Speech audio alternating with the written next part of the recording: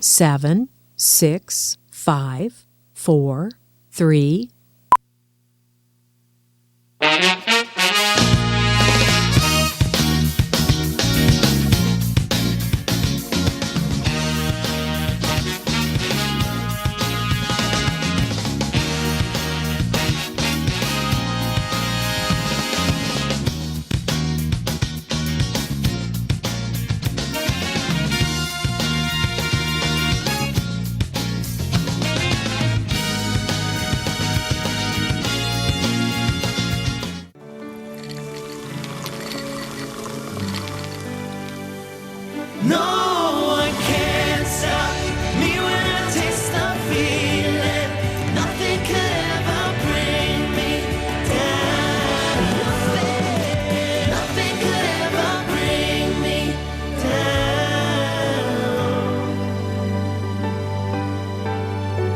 Taste the feeling.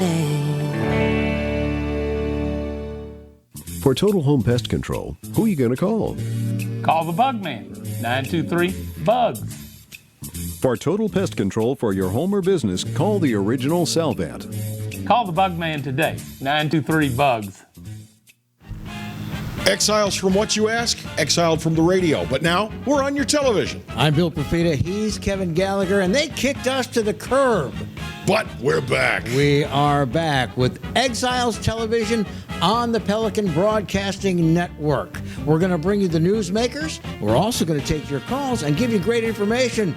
It's going to be the best damn radio show on television. Look for it on your cable system or download the app, PelicanSportsTV.com. Eric Gaylord is back, but where has he been? I read on the internet that guy was abducted by aliens.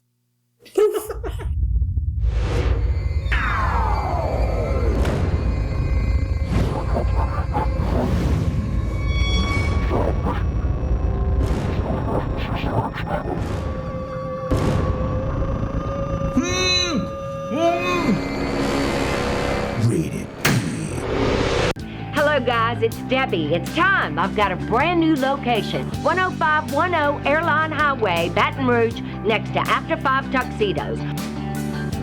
We have the perfect spot to get all your wedding and formal wear needs. Come see our one-of-a-kind name brand and get great prices. With 30 years experience, the best customer service anywhere. It's Debbie's Bridal, Airline Highway, Baton Rouge. See you soon.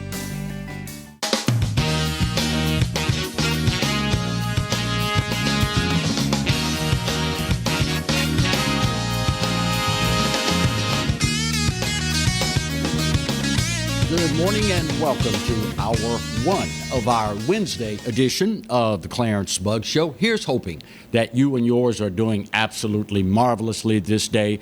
And of course, here's also hoping that you are making preparations for what could be, and we stress it's still early, what could be a pretty eventful weekend and early next week because of now Tropical Storm Cristobal that is threatening to wreak havoc here in the great state of Louisiana and other parts of the Gulf Coast.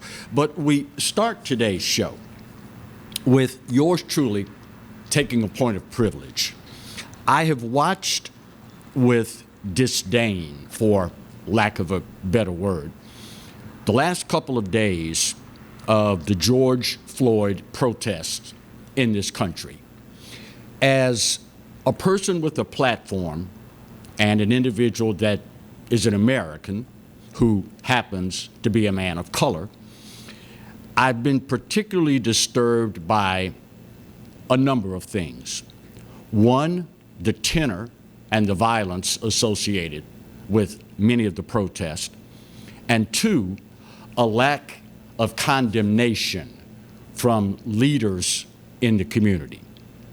Understanding there is a frustration that has been building for a while in this country, understanding there are underlying currents that should have been addressed a long time ago.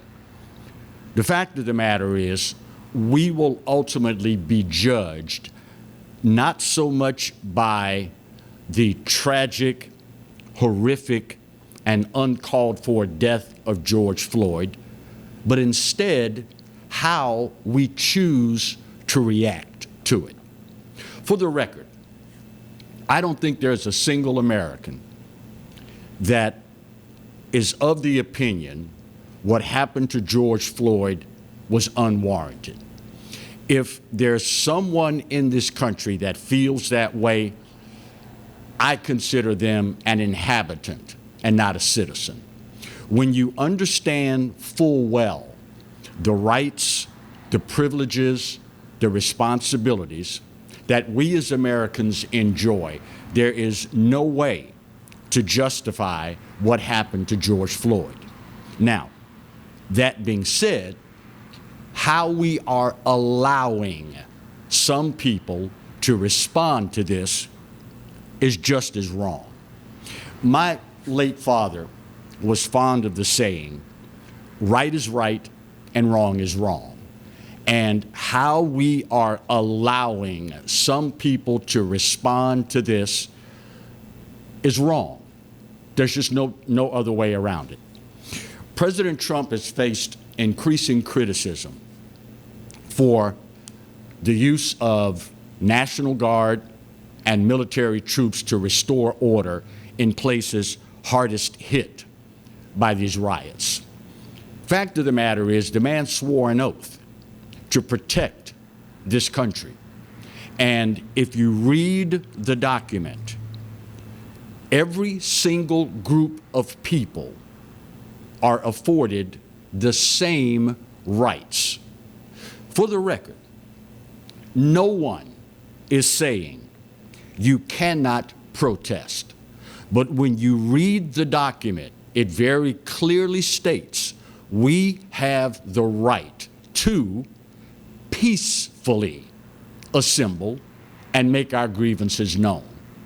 Once you resort to looting, to rioting, to assaulting people, all bets are off. A civilized society cannot function when we allow chaos to be the order of the day. We simply cannot survive. And when all is said and done, the president, governors, Congress, they are all charged with maintaining order in this country. Say what you will about President Trump, but if he didn't do this and there were mass casualties, mass chaos, then he would be the bad guy. It's the old classic darned if you do, darned if you don't. Personally, if I were a business owner, I would want him to use every tool at his disposal to keep me safe and allow me the opportunity to continue life, liberty, and the pursuit of happiness.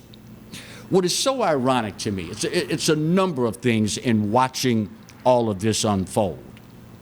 You hear so many times protesters barking, harking on the fact that we don't have enough jobs in our community. And yet, when someone does something that you don't agree with, as egregious as it is, you then go into a community and destroy it. The very business owners that are supplying jobs in our community are being victimized. Now, there are some out there that are saying, well, Clarence, you got to understand, that's not the protesters, that's Antifa doing all of that stuff. Let's say for the sake of the conversation, you're 100% right. Folks at Antifa show up at a protest, grab a rock, throw it through a storefront window. Did the folks with Antifa also pull out a gun, put it to your head, and make you go in that store, walk out with the big screen television, boxes of Air Jordans, and whatever else you could put your hands on? Did they make you do that? I didn't think so. At the end of the day, if you allow individuals to hijack your movement, this is what you will end up getting. Human nature is such that individuals will get away with whatever they can get away with for as long as we allow them to.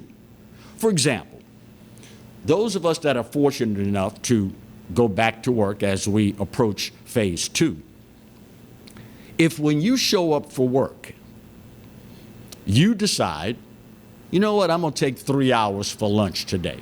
I know it's a 1-hour lunch break, but you know, I'm going to take 3 hours. Or better yet, I'm going to call back and say, man, I ate something bad for lunch. I'm not going back at all. How long do you think you would keep that job? If you showed up at your job and decided that you were going to victimize customers and your fellow employees, what do you think would happen ultimately? Better yet, if someone shows up at your house and decides we're going to throw a brick through the window, we're going to go in and take whatever we want, how would you feel? Ultimately, how would you feel? When all is said and done, we are not going to be judged by what happened to George Floyd, but we are going to be judged by our reaction to it. It is truly a sad commentary that in the year 2020, we have still not come to grips with race problems in this country. Now, let me say for the record, if you watch many of these protests, this is not about black and white. There is an anger that is simmering just beneath the surface. And personally, I think a lot of it stems from the fact that we no longer view ourselves only as Americans. We decided that we would allow the media to separate us into this group, that group, the other group, and ultimately play both ends against the middle.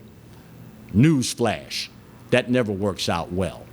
When all is said and done, if you're an American, then you enjoy the rights, the freedoms, but more important, the responsibilities that come along with this. At the end of the day, education, economic opportunities are the keys for any community to extricate itself from a problematic scenario. Those are the only two ways that you get yourself out of that. But now imagine, after victimizing, and these are victims, business owners, robbing, looting, destroying. When you get that insurance check and you're deciding, am I going to go through all of this again? Am I going to rebuild? Am I going to hire more people? Am I going to generate payroll? Are you going to do it in the same place? And quite frankly, the answer, the overwhelming number of times, is probably going to be no. And I can't blame you. No one wants to perform a service for the community only to be turned around and victimized on the other side of that coin. Speaking of ironies, those who choose to act out this way, ironically, are doing the exact same thing that they allegedly are protesting about. George Floyd was an innocent man. He was a bystander. He didn't do anything. Well, so are these shop owners that you decided to throw a brick through their window and walk out with the big screen TV. These individuals never put a knee on anyone's neck. These individuals, business owners, sacrificed, got up earlier than everybody else, stayed later than everybody else, worked harder than everybody else to provide jobs in our communities. And while we complain that it's the innocent people that the police are victimizing, it's the innocent people that America is victimizing, well, you, my friend, are guilty of doing the exact same thing. Just a little something to make you go, So what do you think white folks are saying about all of this? Tell you what, you want to find out? Stick around. Let me get this first break of this hour out of the way. We got to talk, y'all, and it's long past overdue. And we'll do it right here in hour one of the Clarence Bug Show here on the Pelican. Stay close.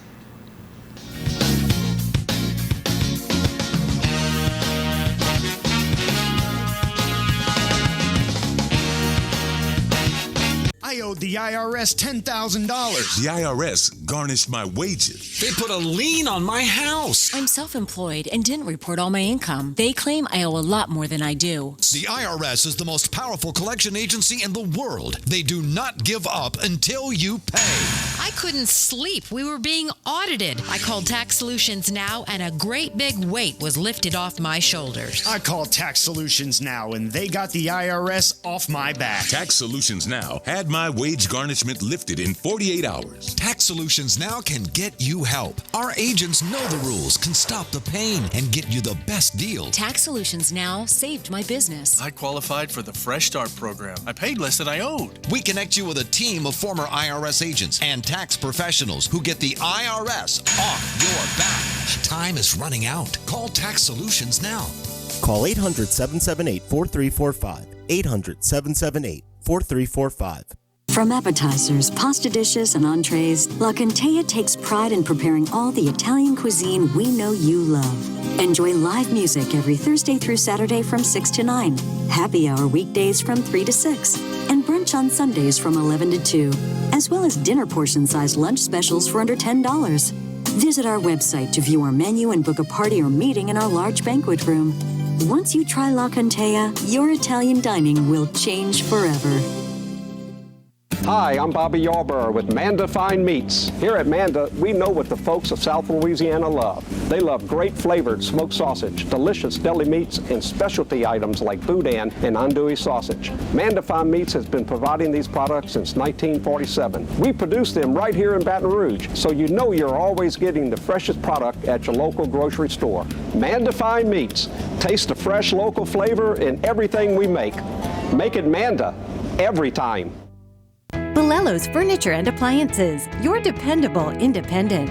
Depend on us for service, for selection, for price. Get huge Whirlpool savings. Shop now and save on Whirlpool appliances throughout the store. Plus, experience our price match guarantee and ask about special financing. You can depend on the know-how of people who live appliances every day. Bolello's Furniture and Appliances, your dependable independent with nationwide buying power.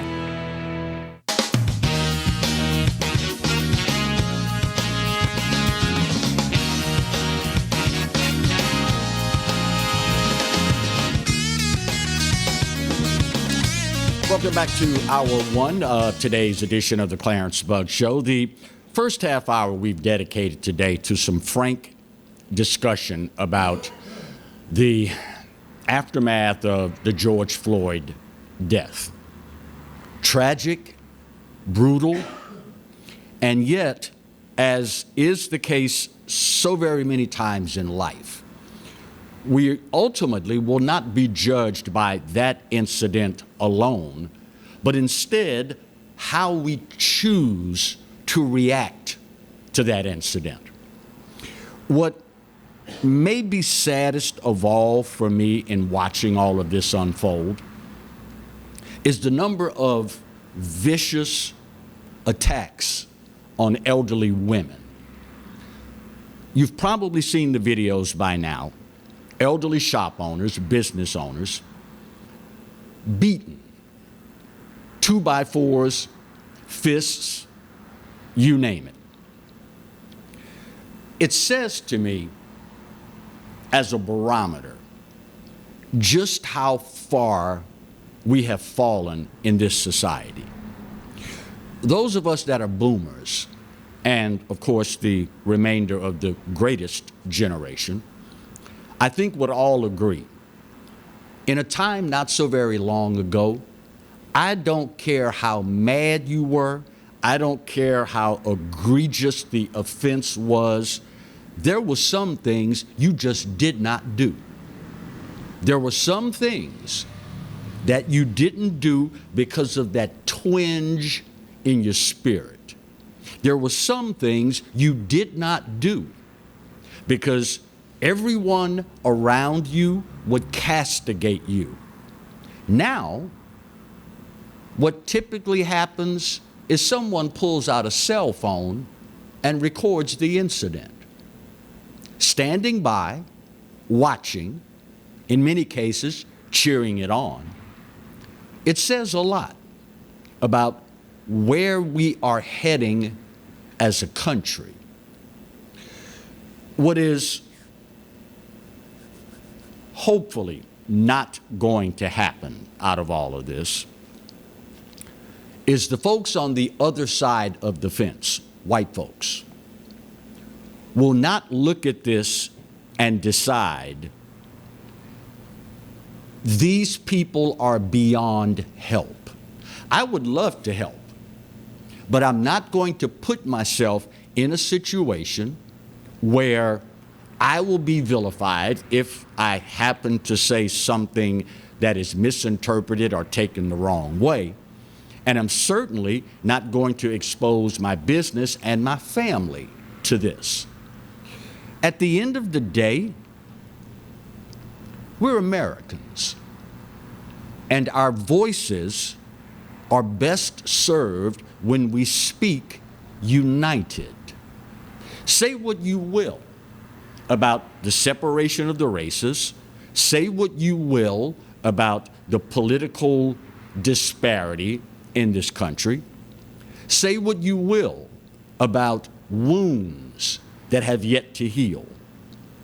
But when all is said and done, the power still rests with the people.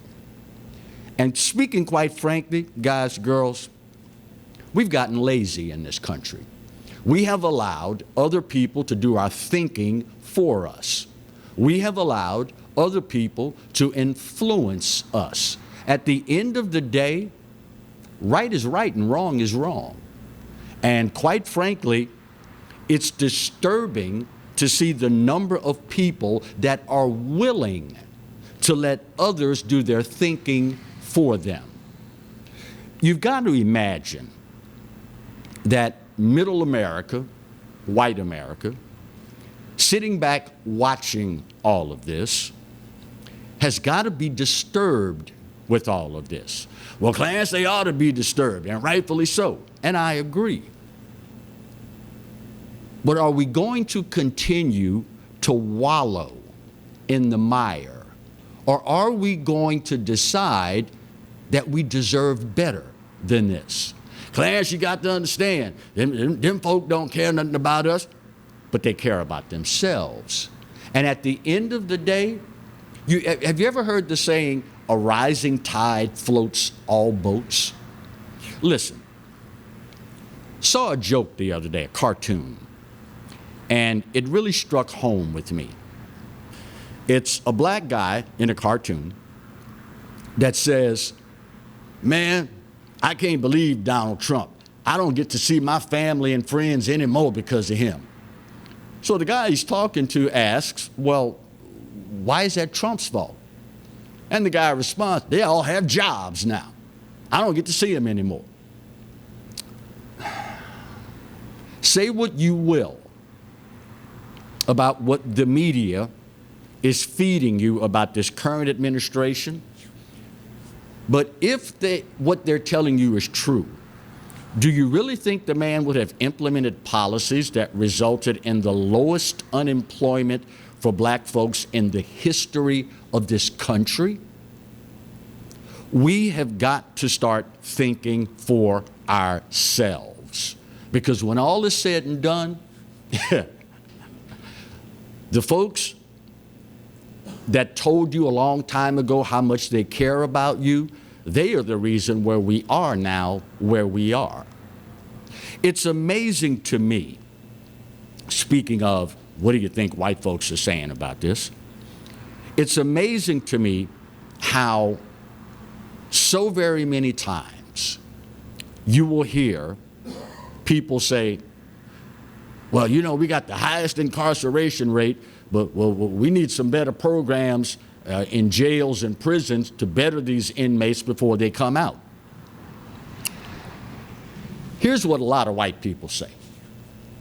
Okay, let me understand this. You didn't get an education because you grew up in a poor household, you didn't have a car, you couldn't get to school reliably. So Uncle Sam said, I'm gonna go in your pocket, those of you that are working, and I'm gonna take money and buy buses and pay bus drivers and gas to get you there.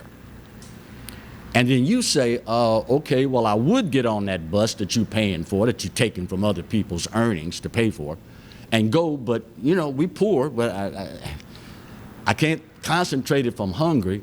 I don't have any food. Okay, I understand that. That's a valid concern. I'll reach my hand in somebody else's pocket even deeper, and I'll give you a free or reduced lunch and breakfast. And you say, well, I appreciate that, but you know, I'm not going to have a way back home after you feed me and I concentrate. Okay, no problem, no problem. We'll pay the bus drivers round trip. Got you covered. Well, I would get up and go to the school that you're paying for, the school and the teachers that you're paying for. I would get on the bus that you're paying for and go and get the free lunch and the breakfast that you're paying for. But when I get out of school, I don't have a computer. Again, my household is poor. I won't be able to keep up. Not a problem. We'll reach in somebody's pocket even more and build libraries all over the place, internet access. Well, you know, I would do all of that, but you know, it got standardized testing and all of this, that, and the other, and it's slanted against me, it's biased. Well, in essence, at some point, thinking people start to realize you're making excuses. Listen, y'all, a war was fought in this country because white people said, you know what? Clarence is just as capable of learning as little Johnny. Clarence is just as capable of showing up early for work and staying late, and every time we need some overtime, his hand is the first one to go up. Clarence is just as able as anybody else to learn. It is insulting for me as a man of color to think that folks in 2020 still think, well, bless his little old heart, Clarence, he just can't do it by himself. He needs some special help. Like hell I do. That is insulting. The only thing I need you to do for me is get out of my way and let me learn.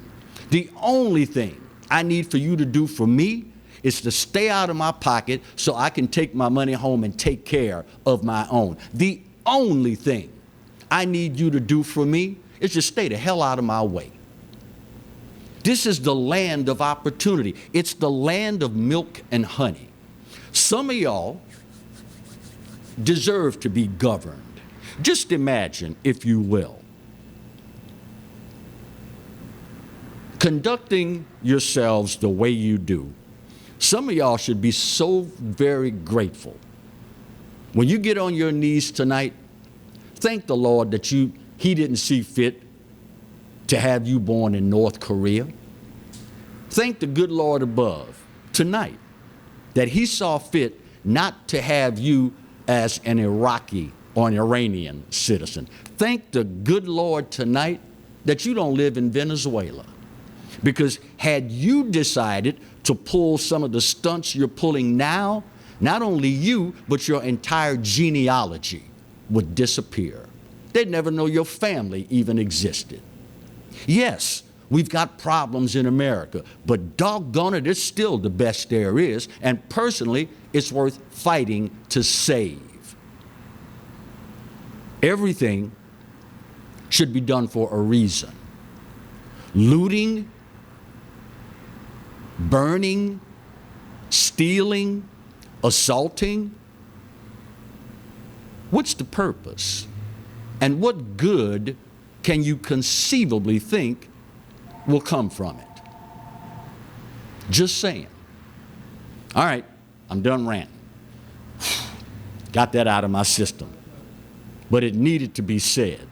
So, bottom of the hour break, we get this out of the way, and we roll on hour one of the Wednesday edition of the Clarence Bugg Show. Stay close.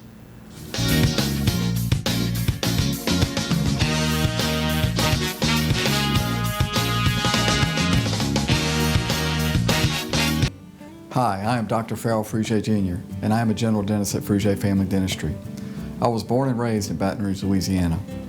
I went to Catholic High School, LSU, and LSU School of Dentistry in New Orleans, where I received my DDS degree in 1986.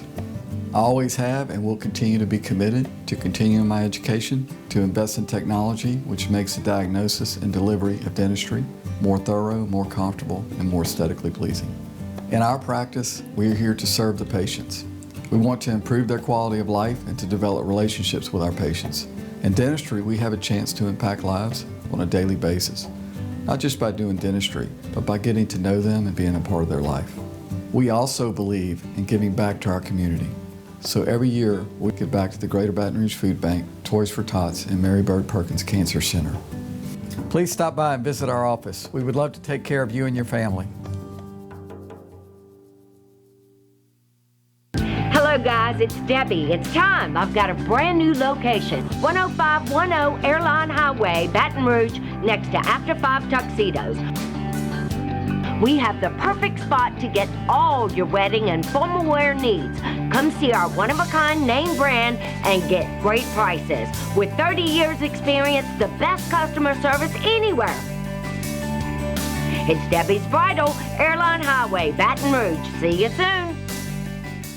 For total home pest control, who are you going to call? Call the Bug Man, 923-BUGS. For total pest control for your home or business, call the original Salvant. Call the Bug Man today, 923-BUGS. They said I could find you here. Why are you fishing? Our company's got to ship out 2 full color brochures and 20 color copies. You're killing me. It's done. Designed, printed, packaged, and shipped. How? You just got to know the right people. Baker Printing, the printing people. How come you get to fish in this private lake? Like I said, you just got to know the right people. You can know the right people too.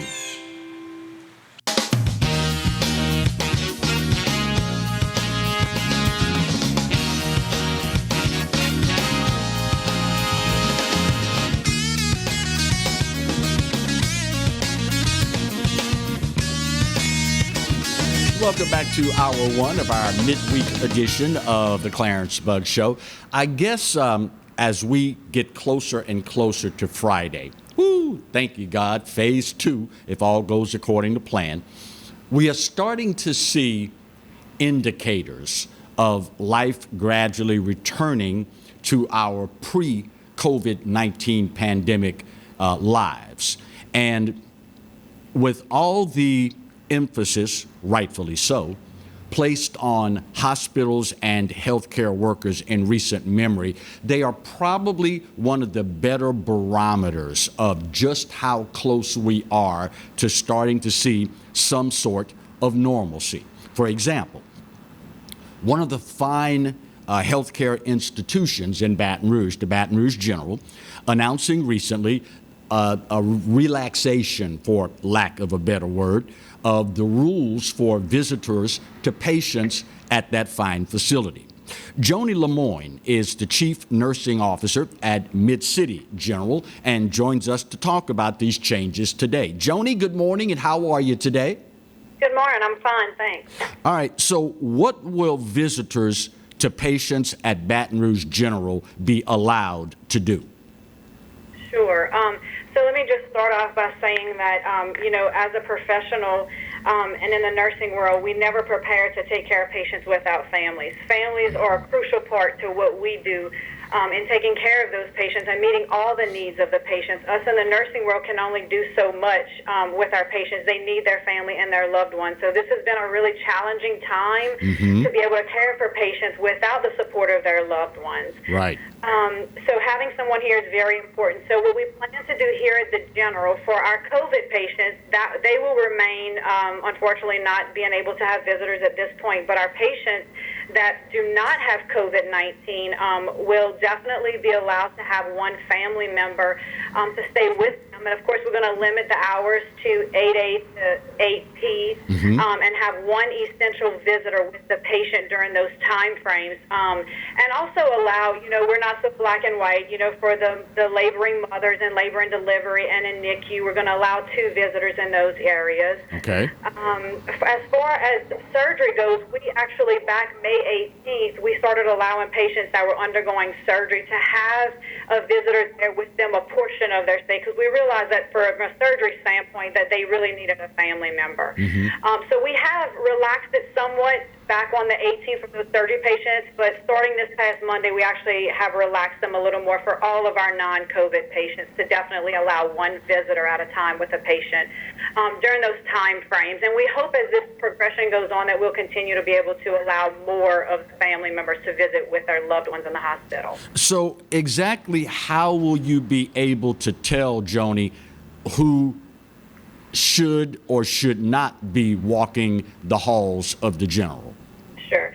So the way we put a process in place that when a patient is admitted into our facility, we are actually taking a name of one essential visitor per patient. Okay. And we have limited access into each facility at each campus, and it's located on our website, brgeneral.org. At Bluebonnet, it's entrance 3, and it's the main entrance here at the Mid-City campus, where everyone coming through those entrances will be followed up with a name, and to just verify that that is indeed our essential visitor that is there for whichever patient they're there to see. They will continue to be asked to wear their mask in our hallways going to the rooms. And once they get in the room with their loved ones, they will be allowed to take their mask off. But as soon as healthcare professionals enter the room, we ask they remask themselves. Right. And we also ask them to limit their visits to the cafeteria and the coffee shop. Okay. Now, we've talked about what the new rules will allow us to do. What will we not be allowed to do when visiting? Well, some of the things, we haven't dropped our guard down too much. You will not be able to enter our facility if you, of course, have the symptoms of COVID-19. We are still going through those same processes because we also don't want to enter. We don't want anyone to enter that back into the facility. Right. And it will only be one essential visitor, which is kind of a restraint, but it limits you to one, so you will not be able to do that. But other than that, they'll be able to visit their loved one for 12 hours out of the day, which is all huge positives compared to where we've come. When we look at hospital protocols, typically there's a different set of rules for individuals in ICU, as in the intensive care unit. Have the protocols changed any for ICU, Joni? Yes, they have, because historically in an ICU, you have a few different time frames that your loved ones can visit, and usually it's 1 to 2 visitors. Right. We're sticking to the one visitor in the ICU as well to visit their loved ones, but it'll only be 1 hour a day at a certain designated time. So there's no specific time for them. It'll just be worked on per family, a 1 hour per day at a designated time dedicated to that one patient. They'll also have to enter the same entrance, and it'll be that essential visitor that is chosen upon admission. So that process is still in place, but it is not as open as your acute care units and your other units. All right, let's be clear on something, Joni. When the patient is admitted and they designate the essential visitor, is that the only person that will ever be allowed to be listed as essential? And I guess what I'm asking is, if you are so fortunate as to still have mother and father living, can mom be the essential Monday, Wednesday, Friday, dad be the essential Tuesday, Thursday, Saturday, or is it only one individual, period? To get a little control over it initially, since this is just the first stage. It is one essential visitor. Okay. You mentioned earlier the importance of family during the recuperative process, and I think we all know what a world of good it does for a sick person to hear that door open, and walking around the corner is that cherished loved one. It just does the body so much good. But obviously in the midst of this COVID-19 pandemic, we've not been able to do that. I've got to imagine that your staff at Baton Rouge General has embraced the role of being your patients' adopted families. Absolutely. We do that regardless, because unfortunately not all patients have visitors. So in some capacity, we are the only person that patients have when they're sick in the hospital, unfortunately, at some time. So we do have a portion of that. But yes, you're right. So what we've done in the past here, and I think across just the medical community in general, is we do realize the importance of having family, and that personal touch is a great thing. But what we have done is we've moved to more of a tele-platform where we have reached out to family members. So what we've done is we've set up iPads throughout the hospitals, and we would communicate every so often. We would bring the iPad, and on a platform, a telemed platform, we would just communicate with the families and the patients in their own presence. So they would be able to communicate with their families. So that's what we've done to work around not being able to actually have a physical visitor here on campus. Joni, your staff recently said a very fond farewell, Louisiana style, to some armed forces medical personnel that were on loan to the General. What was that like, Joni? Oh, it was a great experience. None that I've been through before that we've had to deal with this type of pandemic. It was great. We had a recognition ceremony and actually sent our Navy nurses off with a second line. We celebrated the sailors that had been with us. Right. They were stationed out of Jacksonville, Florida. We had 104 medical personnel, anywhere from doctors, nurses, corpsmen. And they came here mid-April in the need in our state's response to COVID-19. Right. So we sent them off, and it was a great thing. It was very touching if you saw all the news clips. What was the reaction like? You mentioned that these folks were based out of Florida. I've got to imagine most of them had never heard of a second line, much less seen one. What was their reaction to it? Well, we had to do a little prep work with them. And of course, as you know, Lieutenant General Laura Richardson, that's from the Department of Defense, she was actually here, and she's actually leading the effort in North America. She was actually here where her husband is from Louisiana and actually had one at her wedding. So She was completely aware of what it was. So she was ecstatic that we were doing this for them. So they were a little prepared. We'd done a little practice work, but they really enjoyed it. And, it was a touch of Louisiana style. Wow. I would be remiss in my duties, Joni, if I did not take the opportunity to ask how the Baton Rouge General family of employees, staff, administrators, how are you all holding up and faring throughout this pandemic? We're okay. We actually, from a facility standpoint, we do offer some resources to our staff members that are struggling with them because they have seen and done things that they've never done in the past.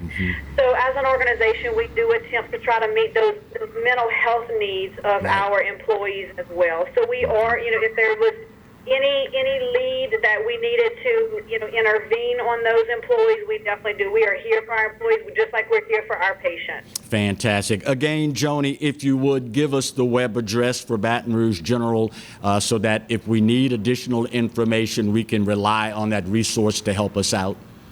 Sure. It's www.brgeneral.org. www.brgeneral.org. Joni Lemoine is the Chief Nursing Officer at Mid-City General. Joni, thank you so much for the time, but more important, thank you for the service to this community. Now more than ever, we love you for that. Thank you. I appreciate y'all's time. You're quite welcome. Wow. Can you imagine being here since May and Here's a second line. You're from Florida. You know nothing about Louisiana culture. I'd buy a ticket just to be in the audience to watch the reaction from our brave servicemen from the Navy and women that were here supporting us in our efforts. They will certainly, I would imagine, remember their visit here in the Bayou State for quite some time to come. So I say all that to say, don't be surprised if you happen to be in Florida in the near future for whatever event and a second line breaks out. You'll know where they got it from, right? That's what I thought. Tell you what, we need to get our final break of hour one out of the way. We'll come back, put a big old bow, and wrap it all up right here on the Wednesday edition of the Clarence Bugg Show on the Pelican. Stay close.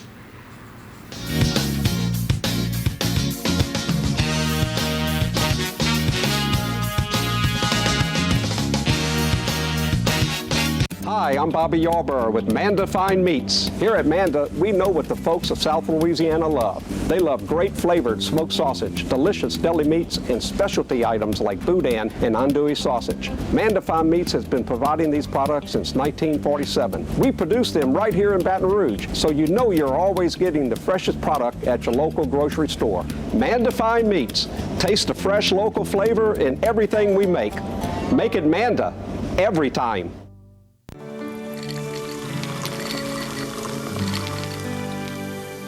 No one can stop me when I taste the feeling. Nothing could ever bring me down. Nothing could ever bring me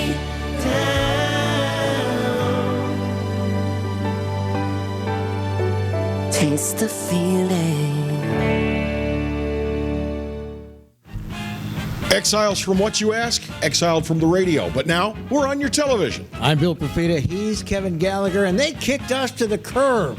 But we're back. We are back with Exiles Television on the Pelican Broadcasting Network. We're going to bring you the newsmakers. We're also going to take your calls and give you great information. It's going to be the best damn radio show on television. Look for it on your cable system or download the app, PelicanSportsTV.com. From appetizers, pasta dishes, and entrees, La Contea takes pride in preparing all the Italian cuisine we know you love. Enjoy live music every Thursday through Saturday from 6 to 9, happy hour weekdays from 3 to 6, and brunch on Sundays from 11 to 2, as well as dinner portion-sized lunch specials for under $10. Visit our website to view our menu and book a party or meeting in our large banquet room. Once you try La Contea, your Italian dining will change forever. Live and play on the fairway at Greystone Golf and Country Club, a serene, challenging golf destination located in Denham Springs. For tee times and membership opportunities, go to GreystoneCountryClub.com.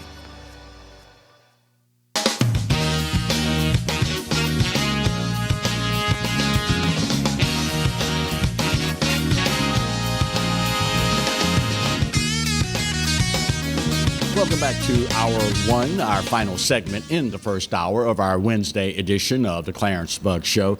I was so happy to hear Joni Lemoine, the Chief Nursing Officer at Mid-City General, mention the fact that they have been particularly aware of the mental toll that all of this COVID-19 pandemic has taken on the healthcare community.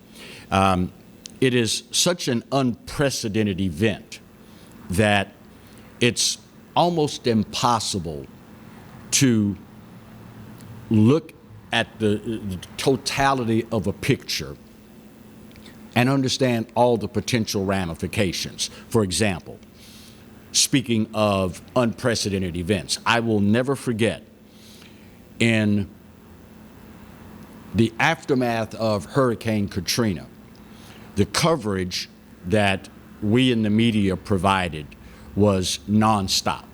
And at the time, I was working for a news radio station here in Baton Rouge. And we were a member of the Clear Channel family of stations. And Clear Channel evacuated all of their employees from New Orleans and relocated them here to Baton Rouge. And what they did was to pair every hour of coverage, and we typically would do 4, 5, sometimes 6 hours at a stretch. They would pair on the microphone an announcer from New Orleans with an announcer from Baton Rouge. That way, if folks called in from New Orleans, the New Orleans announcer would be familiar with the lay of the land. If they called in from Baton Rouge, the Baton Rouge announcer would be familiar with the lay of the land, the resources, et cetera, and we would be able to serve both populations. Being an unprecedented event like it was, in my line of work, and I was chuckling to myself trying to remember something I'll tell you about in just a moment, but I started thinking, I said, man, I've been doing this for 40 years now, and hurricanes outside of one that is specifically horrific, they all kind of start to run together after a while. We had no idea at the time the mental strain that came along with 4, 5, 6 hours every single day of hurricane coverage. It is a physical, mental, and emotional impossibility to entertain people's suffering, their pain, their agony. That many hours a day, 7 days a week, for weeks on end, and not have it affect you emotionally, spiritually, mentally, physically. I would get off air after doing a 4, 5, 6 hour shift, and it literally would take me 8 hours to wind down, because when you are on the mic, you are laser focused, and that heightened sense of awareness, that empathy, that sympathy, it's draining. And had I known then what obviously I know now, because I am enriched with that life experience, I would have asked for counseling in the immediate aftermath of that. I don't mind telling you guys and girls, after Hurricane Katrina, it was nearly a year before I could set foot in the city of New Orleans, because I was afraid I'd lose it. I'd break down, because then I would be able to see, recollect, revisit all of the things that we went through in hurricane coverage. And I would imagine the same thing is probably true for law enforcement officers. The same thing now is true for healthcare workers. And hopefully, now that we've had a Hurricane Katrina, now that we've had a COVID-19 pandemic, we will be much more aware of the mental, the spiritual, the emotional toll that's taken on individuals who, through no fault of their own, find themselves overnight, literally, thrust into a heroic effort to save lives. It is, for many of those folks in the healthcare industry, this pandemic will change them forever. I can only hope that all healthcare facilities will be proactive like the General is being in helping their employees to stave that off. Speaking of hurricanes, yeah, I know, but it is South Louisiana, and it is that time of year. Cristobal is the third earliest named storm on record in the Atlantic Basin.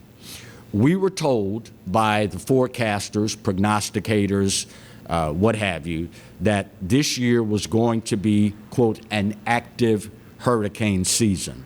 And Cristobal, again, is the third earliest named storm for hurricane season on record. It is expected to continue meandering in the extreme southern Gulf for at least a couple of days.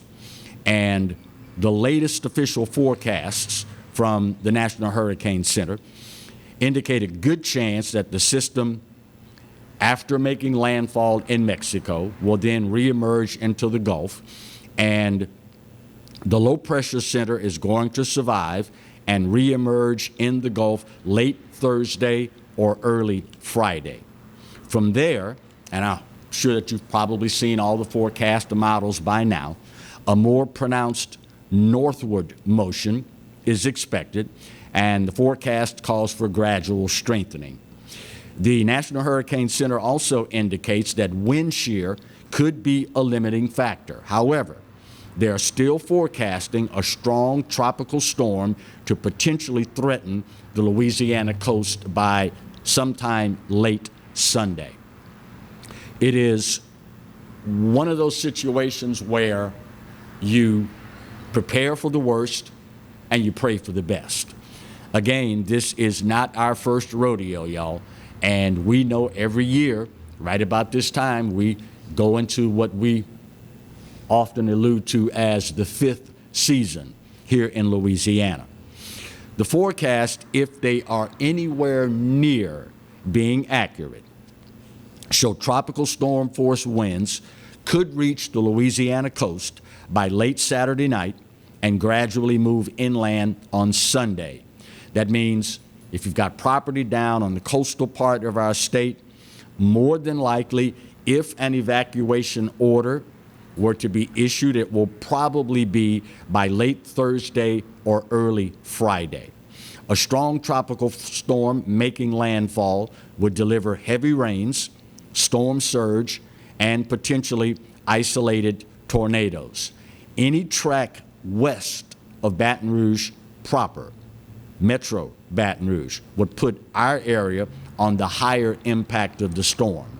And you know, if you're like me and you are a man of faith, you long ago have come to grips with living where we live and expecting what we should expect. I learned a long time ago that you can't be comfortable as a person of faith saying, Lord, please send this thing somewhere else. We don't need this.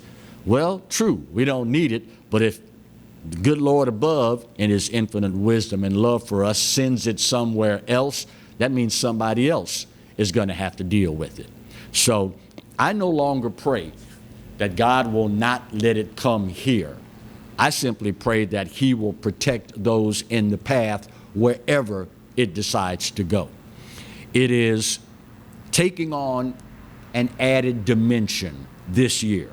And of course, the folks, if memory serves correct, in St. Tammany, down in the Jefferson Parish area, are already saying, look, COVID-19, pandemic, social distancing, we aren't sure that we are going to be able to provide public shelters the way we typically do. So now is the time, folks. You know the phrase by now, get a game plan. Now is the time to know if this thing picks up strength, ends up threatening Louisiana, where am I going to go? How am I going to get there? Where am I going to stay? Things of that nature. Now is the time to get that done, because many stores across South Louisiana still have not been completely restocked in the wake of all the grocery runs that we've made on stores during the COVID-19 pandemic. So finding the essentials could well prove more problematic than ever. It's not going to be a simple, quick trip to the grocery store anymore to refurbish our hurricane supplies. And of course, as you're making out that list, going out to shop for the things you need, don't forget hand sanitizer, face masks, disinfectant, things of that nature. Add that to the list to be prepared for whatever may come down the road. Obviously, all eyes will be glued, at least in Louisiana and the rest of the Gulf Coast, this weekend on the Gulf of Mexico. Cristobal is going to do whatever Cristobal decides to do. It is just incumbent upon you and I to make sure that we're ready for whatever Mother Nature decides to throw our way. Yeah, I get it. I understand. I'm with you. This is the last thing we need right now. But we live where we live, and it is what it is. So govern yourselves accordingly. Top of the hour, got to get this break done, and then we will head into hour 2 of today's edition of the Clarence Bug Show right here on the Pelican. Stay close.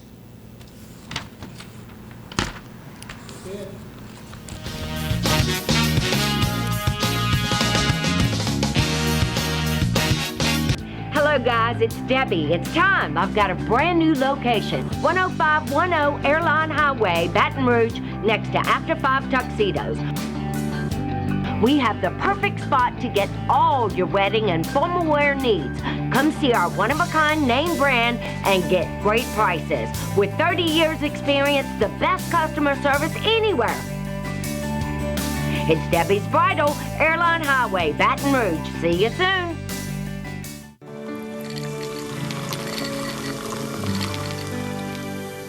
No one can stop me when I taste the feeling.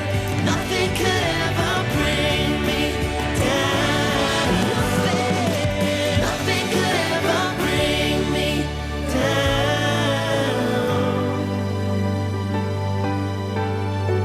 Taste the feeling.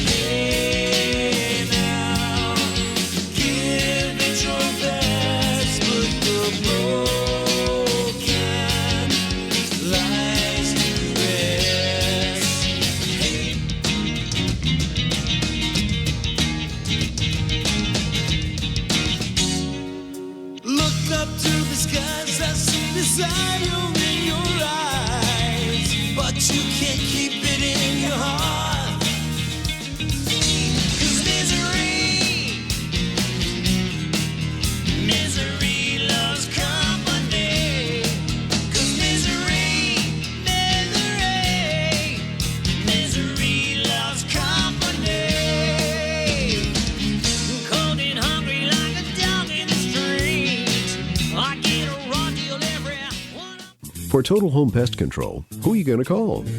Call the Bug Man, 923-BUGS. For total pest control for your home or business, call the original Salvant. Call the Bug Man today, 923-BUGS.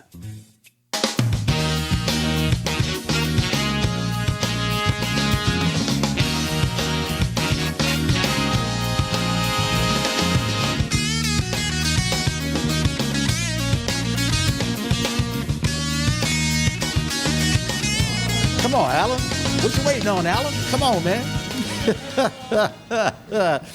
Like I've said so many times, if you guys and girls only knew what goes on behind the scenes, particularly during commercial breaks. Yours truly was on the phone with Southern University Athletic Director Roman Banks just now, and he is going to be a bit delayed, so we will usher him in to the Clarence Bug Show in just a little bit. I can't be mad at the guy because it was a meeting about football. Oh, football, finally. So, you know, anytime a guy is in a meeting with other athletic directors and the likes about resuming football, well, if it means he's going to be about 10 minutes late, well, so be it. I can live with that. Some information to pass along to you and yours. 3 area blood banks in the Baton Rouge area are offering a free COVID-19 antibody test with any blood donation. As you probably are aware by now, but there's been so much information out there, some of you may have missed it for whatever reason. The coronavirus antibody is being very thoroughly explored for, number one, what's the therapy, the technical name I'm trying to remember right off the top of my head, convalescent plasma. Thank you, God. So anytime an individual decides to give the gift of life and donate blood, it will be screened for antibodies. You've probably seen by now the number of success stories where individuals have been treated with convalescent plasma, and it is certainly hoped that more and more people will get tested and will donate that plasma so that we can help other people. LifeShare Blood Center on Essen Lane will provide the free test through Sunday, June 14th. So far, according to LifeShare, they've depleted about 80% of their blood supply in May as hospitals continue now to work through this backlog of elective surgeries.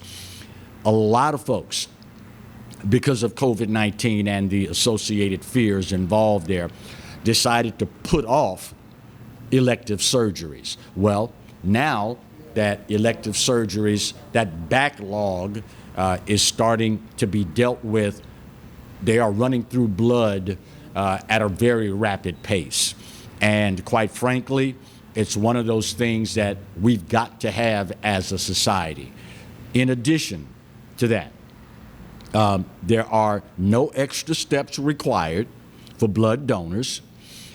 However, if the antibodies are detected, then that donor, you, will be eligible to donate convalescent plasma. In the future, it will be used to treat the most critically ill patients. Also, Vitalant and the Blood Center will be entering the COVID testing this week as well.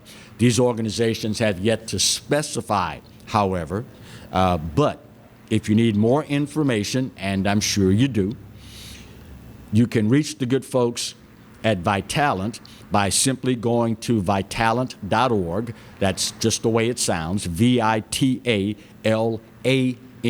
not ENT, vitalant.org, or you can call 877-25-VITAL, VITAL. Their donation center is located at 8234 1 Calais. That's on the service road right off of Essen Lane. The Blood Center's location in Denham Springs is temporarily closed, but you can schedule an appointment at any of their centers in Hammond, Thibodaux, Slidell, Mandeville, Metairie, and Harvey. And yeah, I know I said Metairie. Every time I say Metairie, the locals from Metairie always get on. It's Metairie, bruh. Okay, so there you go, Metairie. It is something that is vital. And in times like these, South Louisiana folks do what South Louisiana folks do. We rise to the occasion. Marty, you late, brother. You late, bro. You late. Don't shoot the messenger, right? You probably saw, I don't know how many of you could see just now, a hand reach in with a little sheet of paper and hand me a note just now saying Roman Banks is 10 minutes away. Actually, he was 10 minutes away about 6 minutes ago. So he should only be about 4 minutes away now, right? It is great news. Don't know how many of you saw it this week, but the NC2A announcing this week that they are clearing the way for Division I football and basketball players to return to campus June 1st. It is yet another sign that ever so slowly we are getting back to some semblance of normalcy. And at the end of the day, for us good folks here in South Louisiana, there is nothing more normal than football, particularly this time of year. You know, dog days of summer are just around the corner, hurricane season officially kicking in, and we know if we can just make it through the heat, the humidity, then there are cooler temperatures just around the corner, but it also means there's football just around the corner. Also, speaking of things to be aware of, I am sure you know by now.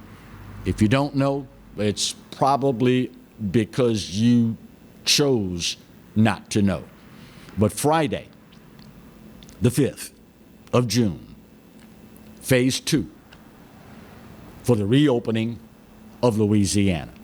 I am so very happy to say bowling alleys are on the list to reopen. Oh my God, I can't wait. Listen, if those of you that know nothing about me, first time you've seen the show, first time you've heard the voice, whatever. I am an avid bowler. My late mother, God bless her soul, started the sport. My mom bowled, I guess, for about 60 years. And the love of that game was imparted to me from her. Now, let me say for the record, I'm not a great bowler. I'm average at best, but I just love the game. I oftentimes think of bowling in the same vein as I do golf. It's a community of people. And maybe your experience has been different, but I would imagine, knowing South Louisiana folks like I do, when you go out to play golf and you encounter people that, you know, are pretty good at it and you suck, quite frankly, typically they go out of their way to give you tips, to help you, to encourage you. My experience with the bowling family has been the exact same thing. It very quickly, once you decide to get into the sport, you become a member of a family. And I am so happy to see this. Y'all just don't know. Y'all just don't know. In addition, there are going to be other businesses opening up. And while there is this euphoria, for lack of a better word, regarding finally, thank you God, getting to phase 2, it also means there are some responsibilities that come along with this, okay? I will be the happiest person on the planet when I can grab my bag and roll into All-Star Lanes or Circle Bowl or at Mount Pilgrim Missionary Baptist Church where we have a league on Friday. And yeah, we got a bowling alley at our church. Don't hate. But Friday nights, we have a great time. I can't wait to walk through those doors. Now, I also understand that I will have to temper that enthusiasm. I can't run into place, start hugging every single person within arm's reach, kissing on folk. Oh, it's so good to see you. How you been? You can't do all that. It's a different day. It's a different day. Rejoice in the fact that more businesses are in fact opening, but understand, if we wanted to stay that way, there are certain protocols that we're going to have to observe. It's like that now for bowling. It will be that way for a while for restaurants. Bars will include the same thing. Marty, if you would you be so kind as to let Roman in? These things are going to take time. And understand, we can only continue to progress if we are responsible in that regard. So keep that in mind, because I don't know about y'all. Bowling alleys are great, but I'm waiting on Mumford Stadium. Bowling alleys, bars, restaurants are great, but I'm ready for some football, y'all. And we can only get there if we continue to govern ourselves responsibly. As rough as all of this has been, you know the only thing that will be worse than all this right now? If we finally got to the point where Roman Banks, Jaguars, SWAC, everybody else has been given clearance to resume football, we don't act responsibility, and then we got to shut it back down again. Come on, y'all. We're better than that. And we deserve better than that. Speaking of Roman Banks, he has walked into the house. So I tell you what, we're going to bang out our first commercial break of hour 2, and we'll come back, talk a little football, and a great award given to a group of young ladies who epitomize service in athletics. And it just so happens they reside right here in Baton Rouge. That's coming up next as we continue hour 2 of the Wednesday edition of the Clarence Buggs Show, right here where you've got it on the Pelican. Stay close.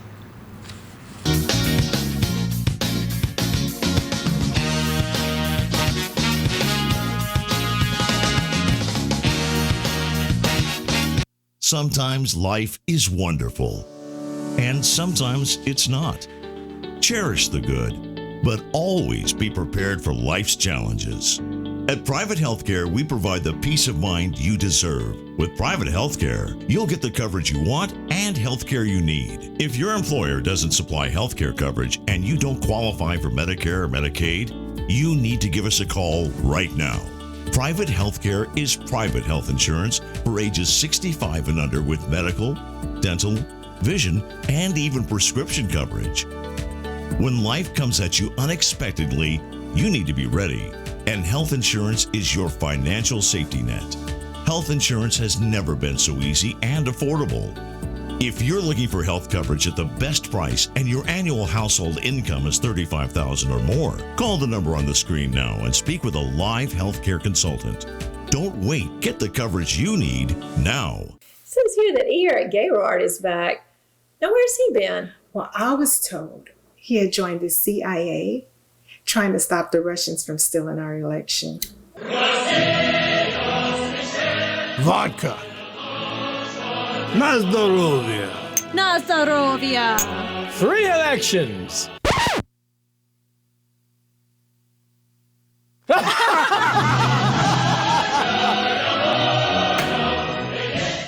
That's right, the Clarence Buggs Show is back, along with the Exiles, Bill Profita and Kevin Gallagher. We've put the band back together, South Louisiana's talk team, and it's only on the Pelican. 10 a.m. till 12 noon, right here on the Pelican. From appetizers, pasta dishes, and entrees, La Contea takes pride in preparing all the Italian cuisine we know you love. Enjoy live music every Thursday through Saturday from 6 to 9, happy hour weekdays from 3 to 6, and brunch on Sundays from 11 to 2, as well as dinner portion-sized lunch specials for under $10. Visit our website to view our menu and book a party or meeting in our large banquet room. Once you try La Contea, your Italian dining will change forever.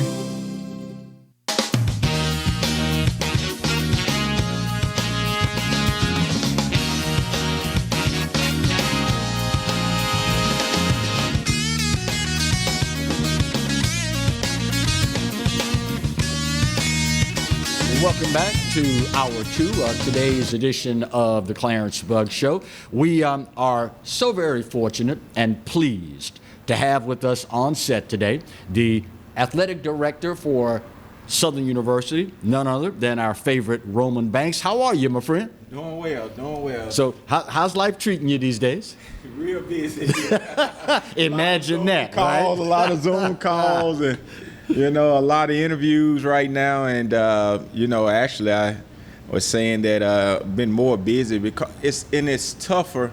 You can't sit side by side in your office and everybody around the table to solve some problems. So we Zooming and emailing, and so it's a lot going on right now. It was announced this week, and I was trying to think last night, other than maybe announcing that we've made it to phase 1 of the reopening. The article saying that it's now officially a done deal. LSU will play Southern University in football in Tiger Stadium. The following year, they will play Grambling State University in Tiger Stadium. What's it like from your point of view to be a part of history?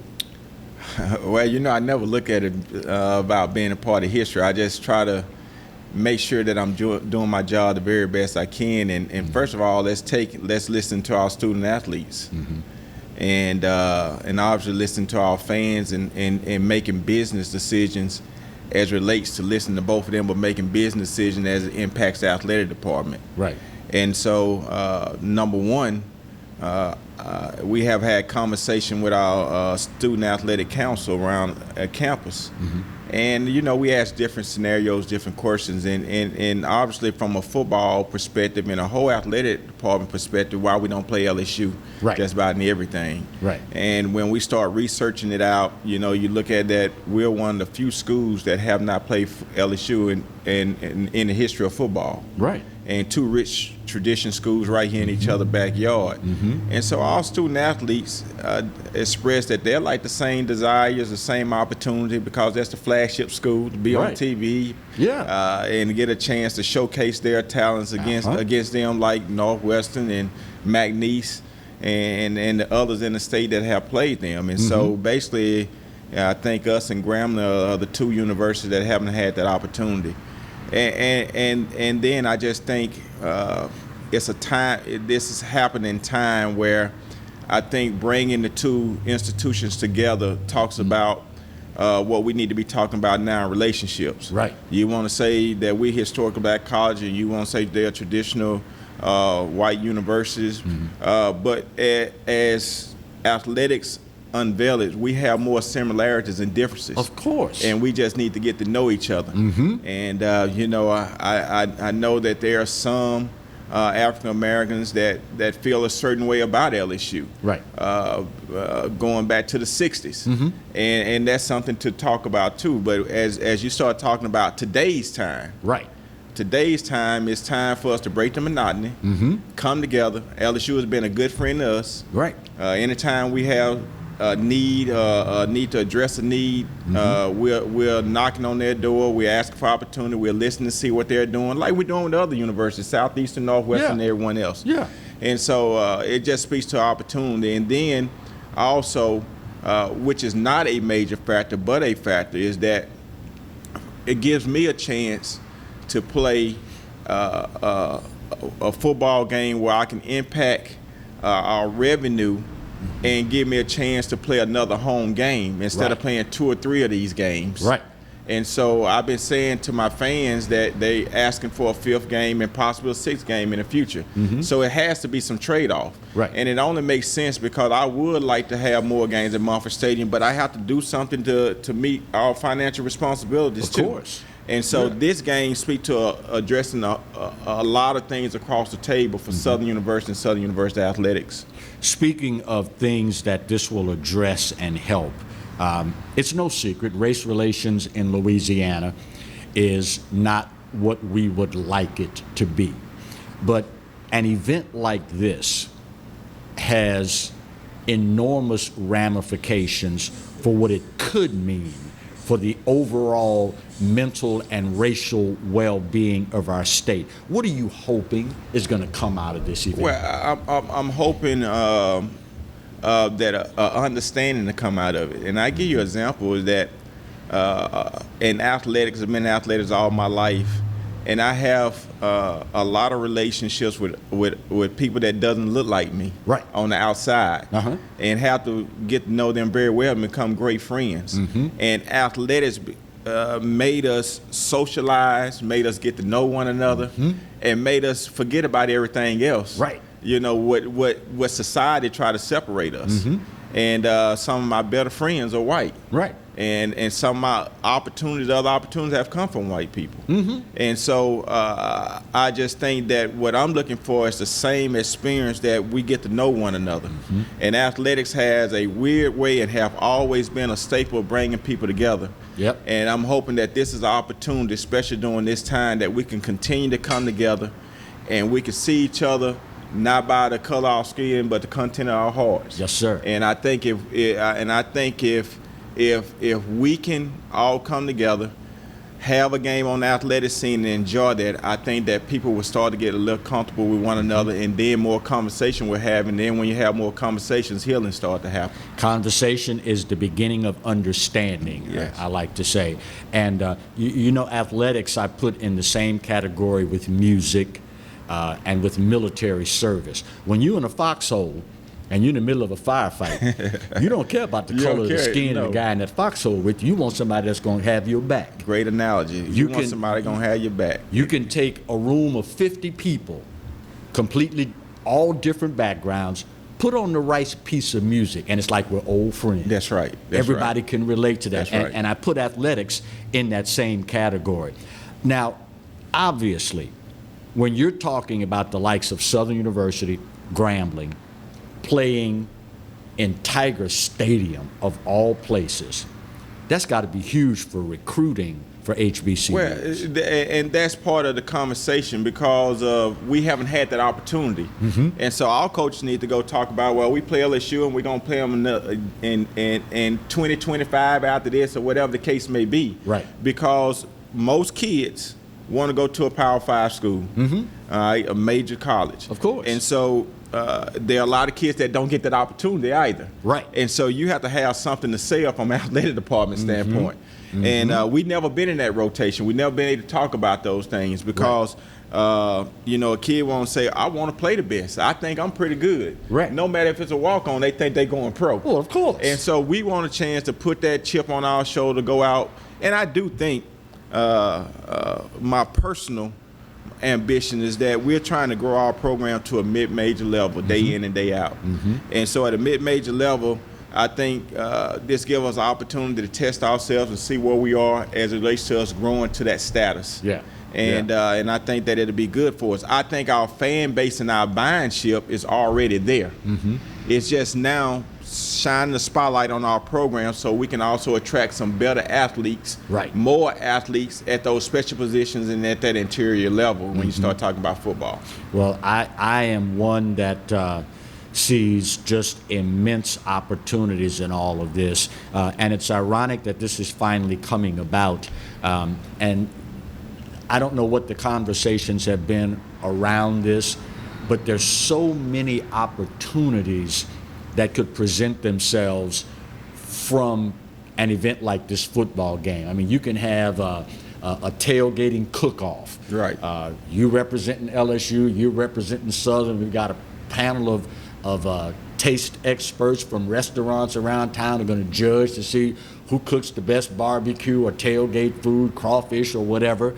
You can have a unity in the community concert where for $5 you get admission where you can hear the jukebox and the Golden Band from Tigerland. Take a picture with the Golden Girls and the dancing. Yeah, I think that's going to be special. There are just so many opportunities there if we approach this with the right mindset. Yeah, it's historic. Yeah. You got perhaps two different levels, but two of your most well sought out the programs. Oh, yeah. Are right here, just miles apart. That never had a chance to intertwine. We played in baseball, we played in basketball. Yeah. And so I just think that we need to continue to grow all those experiences all the way around the table. Yeah. And we all, we like to think that we're a cousin school, a sister school right up the street because of the way that we've been working with each other. And then I must say that the administration, athletic administration, Scott and Verge, them have really been good with us. We're working through things together, trying to get this new way, this new look with COVID-19 about listen to what they space look like and what our space look like, trying to take the best practices. Right. And it's very helpful to have someone in your own backyard. And obviously, as we talk about those things, the dollars are different, and when you're able to invest in something, you can move a little quicker instead of you having to wait and let something build up. And so this has really been good conversation for us, but we're definitely excited about our relationship. And I just think that this game speaks, I'm sure that the mayor in this great city are going to play a role once things start to lay out, about doing some things with the city in that game. Right. Definitely the governor, I know, was excited about the game himself. And so it's a lot of support for this game. I just think that Baton Rouge, South Baton Rouge is going to be filled with bodies. Our fan base going to come out. When you get Jaguar Nation, we know the travel and come out. Yes, sir. We second to none in this state of travel to LSU. Right. And so you're talking about now just going down the street and around the corner. And so I tell them that's going to be the best tailgating party you ever seen before, and I'm sure it's going to be competitive. Oh, yeah. We have some of the finest RVs. We have some of the finest barbecue and jambalaya cookers it can be. Yes, sir. The pageantry would definitely be there, and that's something that I think that this first inaugural that we can be excited about, take from it, and grow the games in the future. It's amazing every so often, just when you need something. This event, my opinion only, is the right thing in the right place at the right time. The climate is such that now, understanding how much we need reconciliation, yes, understanding how much we need open and honest dialogue, yes, and understanding how much we need sometimes things to show us that we have a whole lot more in common than we do the things that separate us. And this is just one of those events that cannot get here soon enough for me. We need to get this quick commercial break out of the way. When we come back, a very prestigious honor bestowed upon a group of young ladies that I really am not all that surprised, because if I go back in history a little bit, I like to call him Uncle Soccer, John Knighton, that really breathed life into the soccer program at Southern. He set the bar way up here. So I'm not surprised at all with this very prestigious award that the soccer team at Southern University was honored with a national award. We're going to talk about that when we continue with AD Roman Banks right here on the Clarence Bugg Show. Stay close.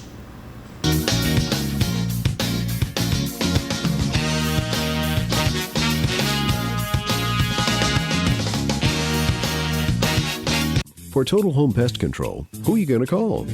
Call the Bug Man, 923-BUGS. For total pest control for your home or business, call the original Salvant. Call the Bug Man today, 923-BUGS.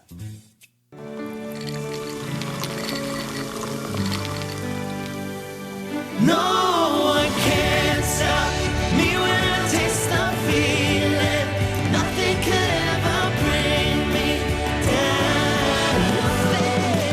Nothing could ever bring me down.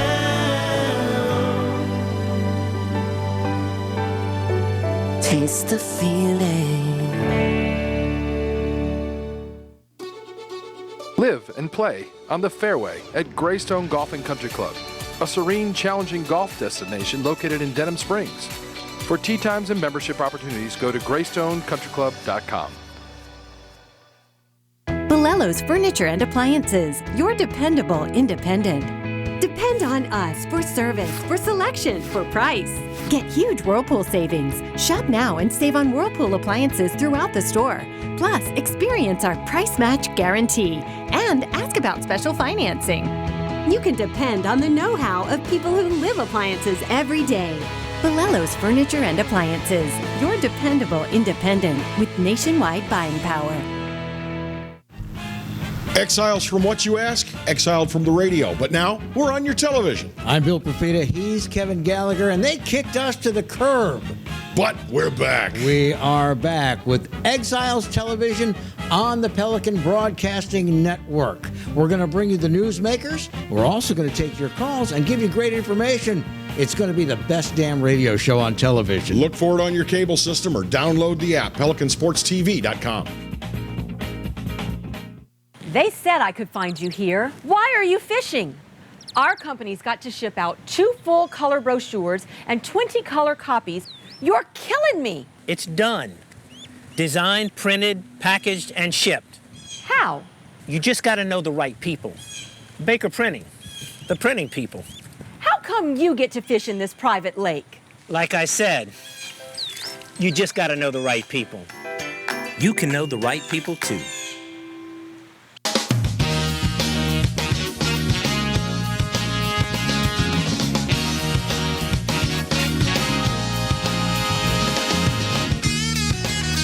Welcome back to Hour 2 of the Hump Day edition of the Clarence Bugg Show. Athletic Director Roman Banks from Southern University is our guest. But before we move on and talk about this prestigious award, I want to talk economics. Okay.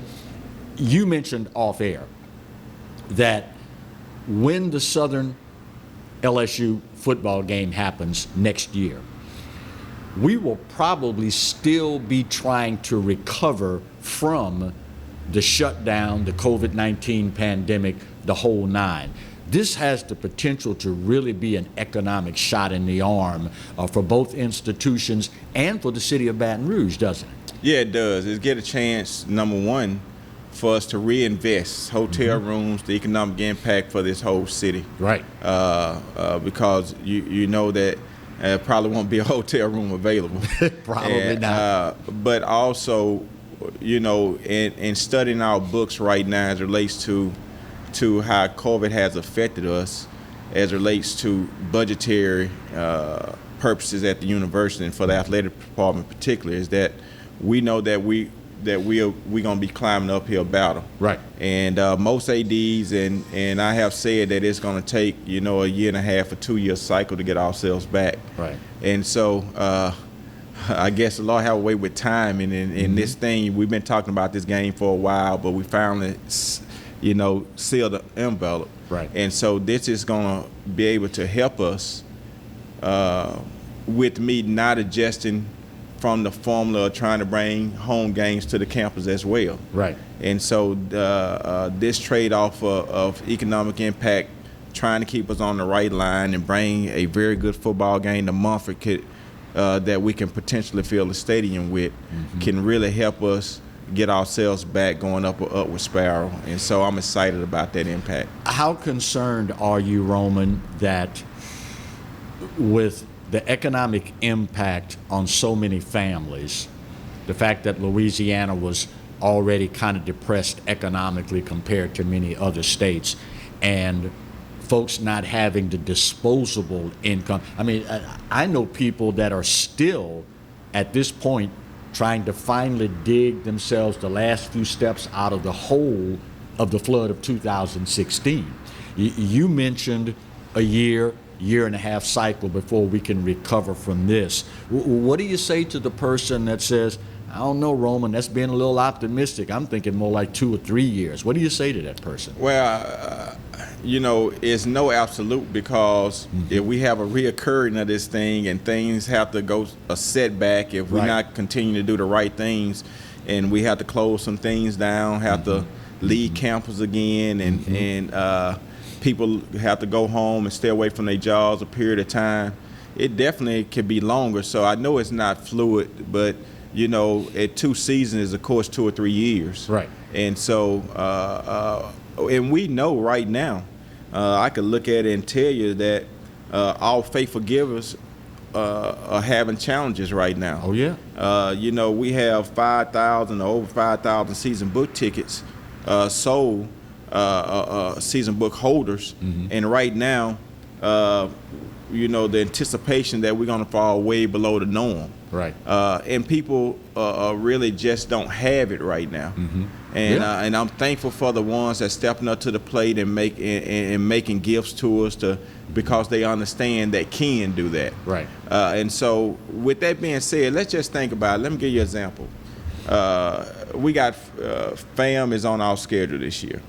FAM is coming to us. White people, that's Florida A&M University. FAMU, FAM. Okay, just so y'all know. And so they're coming to us, and so that game is a sellout, 20,000 people. And so now with the measures in place, our stadium probably can only hold 4,500 to 5,000 people. And so it's injustice. Yeah. For us to have this game this year, being that we cannot make any revenue that's going to sustain us. Right. And so, you know, when we're talking about making $500,000 out of the game, and now to really a loss where you just hiring people and you're paying the bills and probably won't even break even. Right. Because you can only let so many people in your stadium for the new social distancing purposes. Right. It goes against everything that we was trying to do as it relates to build up economic impact, right, and have a desirable game for our fans. Right. And so as we look at it right now, we won't even get a chance to have game day tickets on sale. Probably after we go through the season, offer the season book holders, right, then it's probably going to be shut down because of the social distancing rule that we have in our stadium. Wow. The band won't be at full capacity. We probably going to have to do some type of lottery system for the students, first come, first serve type situation. Right. And so all these factors that people don't and rightly so, they're not in my business to really understand that we have to make decisions on. And so really having a game with 4,500 people in there is basically, we would say, if it was in the real world, really not worth playing. Right. But you could potentially lose money. We're going to lose. Yeah. And now, so, all that being said, it also, however, because I like to be the glass half full guy instead of it being half empty, this is a marvelous opportunity for corporate Baton Rouge and corporate Louisiana to step up to the plate to help this storied institution to show how much they love Baton Rouge, they love Louisiana, and forge some new relationships with the black community and get a whole lot of good business out of the deal as well, right? Yeah, so you're speaking from a business standpoint. So, just yesterday we were sitting down and having conversation on the business that's capitalizing right now from the pandemic. Right. That we see as relates to advertisement and sponsorship at other universities. I'm not gonna call other universities. Right. That basically won't let us in the door. And at some point, just like we're going through this transition and we're talking about this systemic race problem, right? Then corporate America have a systemic race problem, I think, as well, that we need to address, because there are African American people buying burgers and buying chicken and doing the same thing too, just as much as anyone else. Just as much, yeah. And so my question is, why not be able to answer a sponsorship call or something like that, especially now, which it's been an uphill battle in the past. And quite frankly, at the end of the day, Roman, if you really care from a corporate America standpoint about making things better so that we don't go through this sort of thing again, well, now's the time for you to step up to the plate and answer the call. All right, let's go on, because I want to talk about this award, Athletes for Hope. Yes. Recently naming the Southern University soccer team as their team of the year. Man, that's got to make you want to stick your chest out a little bit, Roman. Yeah, no question about it. We kind of had this thing where we challenge each other departmental-wise about getting out in the community, doing different things, and being creative, because I just believe that that's part of our makeup and things that we should be doing as adult role models and athletic student role models. Right. And obviously I'm kind of smiling because the person, Coach Fundo, that lead that program, had quite a bit of personality himself. And so I gave him a big shout out. We're glad that this team, this reward was stored upon them because of how hard they work. When COVID came out and everybody was at home, they was the first team to say, hey, Coach, can we do a video kicking the soccer ball around and going from state to state when they were at home, but saying we still together. Right. And so I'm thankful, and I'm very thankful, and to go on record for the team of coaches that I have in the athletic department. I think they go far and beyond the call of duty. And this is a shining example of it. Our student athletes are exceptional.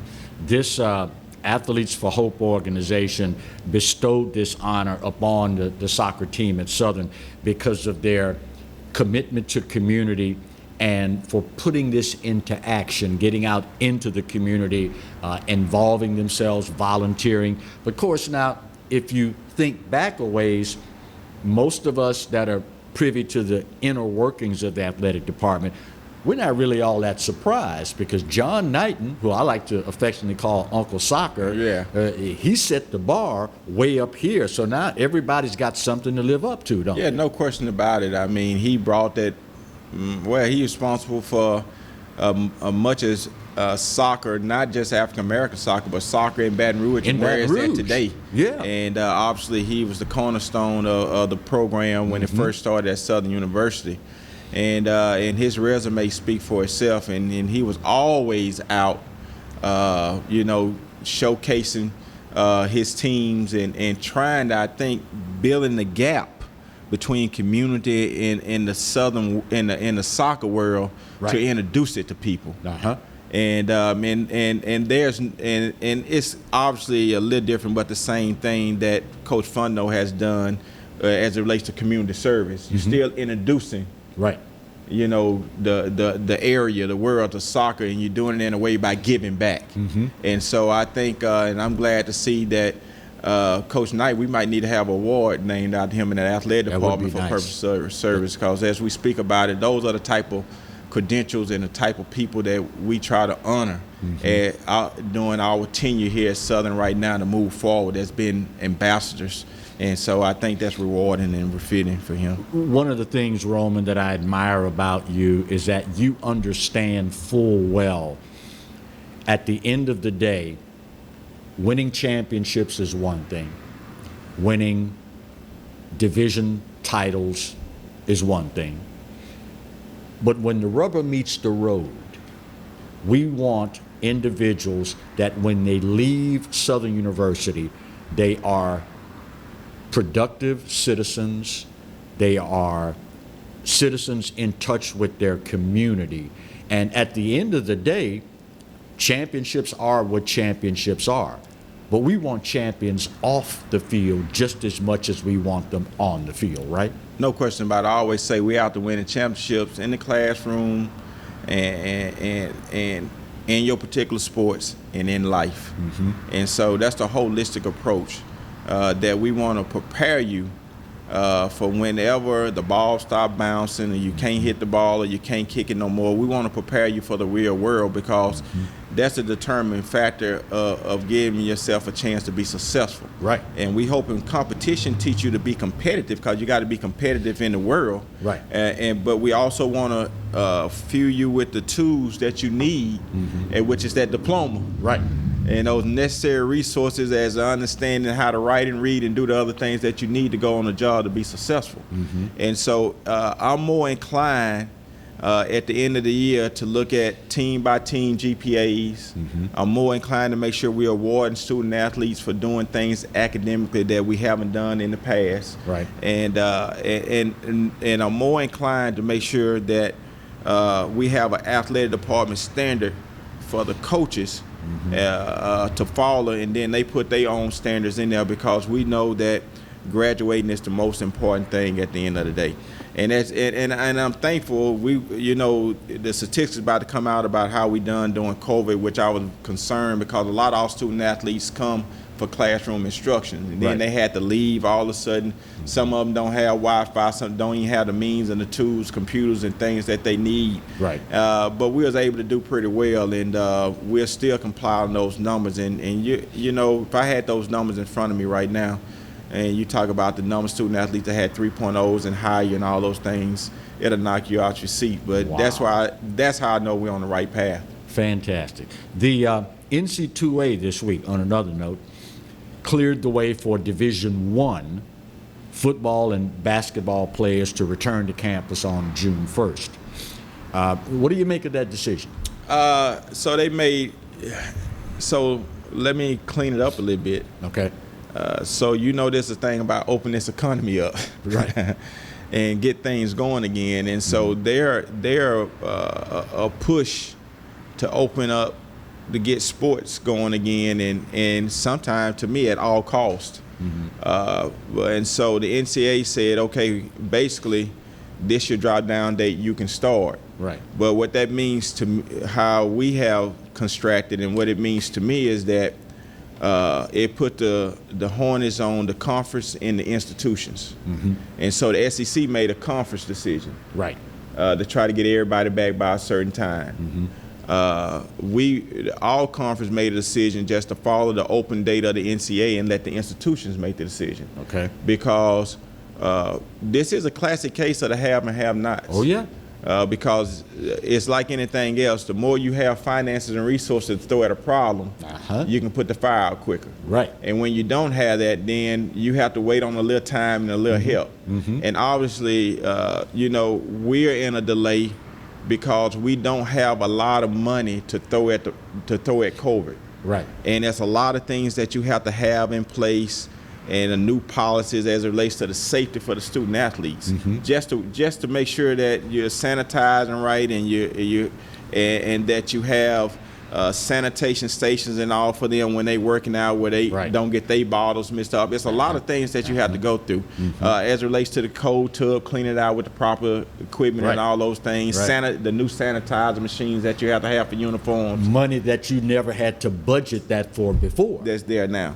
Yeah. And so basically we're operating from institution to institution. Once you have things in place and that institution feel comfortable about bringing those student athletes back, then we're saying within those confines we will. We didn't make a conference decision say, hey, we're going to bring everybody back next week, because we know our challenges, and our challenges are different than the Power 5 challenges. And I would imagine as well, with you being the position that you're in, on the not in a derogatory way, but on the lower echelon, you want to be sure before you take your student athletes to play at another school that they've been able to meet the protocols, because you've done all of this at home. The last thing you want is to hit the road and have a kid come down with COVID-19 and bring it back to your campus. Yeah, and so let me give you an example. So right now, all classes online for the summer. Our dormitory is not open. We're still trying to get things together for the fall. Right.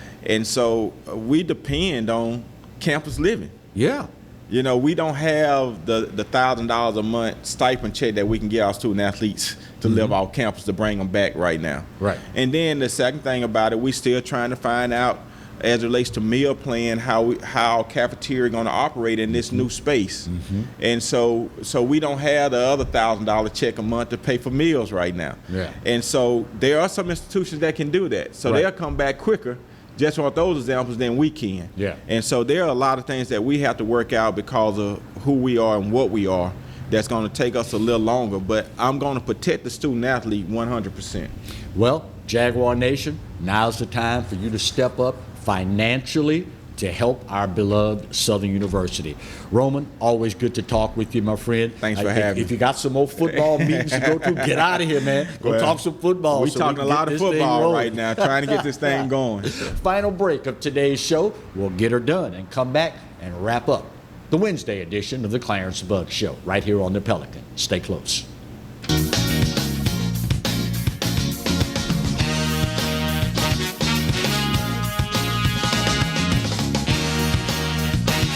From appetizers, pasta dishes, and entrees, La Contea takes pride in preparing all the Italian cuisine we know you love. Enjoy live music every Thursday through Saturday from 6 to 9, happy hour weekdays from 3 to 6, and brunch on Sundays from 11 to 2, as well as dinner portion-sized lunch specials for under $10. Visit our website to view our menu and book a party or meeting in our large banquet room. Once you try La Contea, your Italian dining will change forever. Live and play on the fairway at Greystone Golf and Country Club, a serene, challenging golf destination located in Denham Springs. For tee times and membership opportunities, go to greystonecountryclub.com. Hello guys, it's Debbie. It's time. I've got a brand new location. 10510 Airline Highway, Baton Rouge, next to After 5 Tuxedos. We have the perfect spot to get all your wedding and formal wear needs. Come see our one-of-a-kind name brand and get great prices. With 30 years experience, the best customer service anywhere. It's Debbie's Bridal, Airline Highway, Baton Rouge. See you soon. That's right, the Clarence Bugg Show is back, along with the Exiles, Bill Profita and Kevin Gallagher. We've put the band back together, South Louisiana's talk team, and it's only on the Pelican. 10 a.m. till 12 noon, right here on the Pelican. Hello. Hola. Ni hao. Experience what the Baton Rouge International School can offer your children. Now welcoming displaced students for short and long-term stability. Hi, I'm Bobby Yarborough with Manda Fine Meats. Here at Manda, we know what the folks of South Louisiana love. They love great flavored smoked sausage, delicious deli meats, and specialty items like boudin and andouille sausage. Manda Fine Meats has been providing these products since 1947. We produce them right here in Baton Rouge, so you know you're always getting the freshest product at your local grocery store. Manda Fine Meats. Taste the fresh local flavor in everything we make. Make it Manda every time.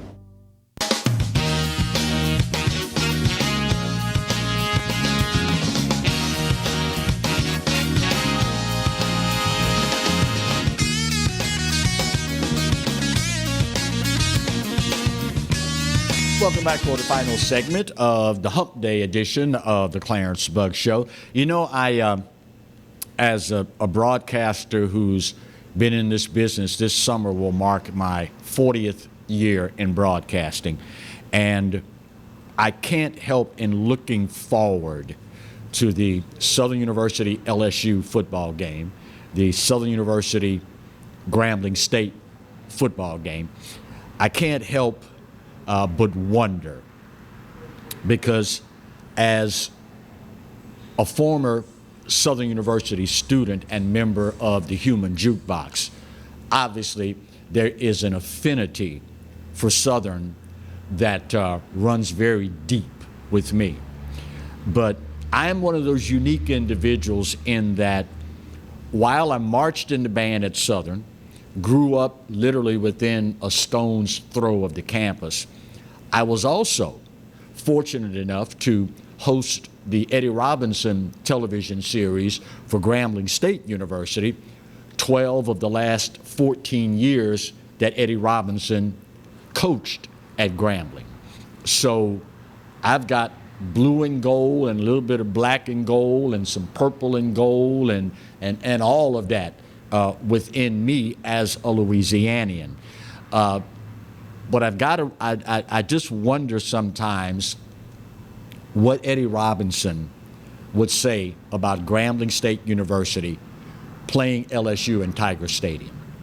I wonder sometimes what A.W. Mumford would think of Southern playing LSU in Tiger Stadium. Otis Washington, what he would think about Southern playing LSU in Tiger Stadium.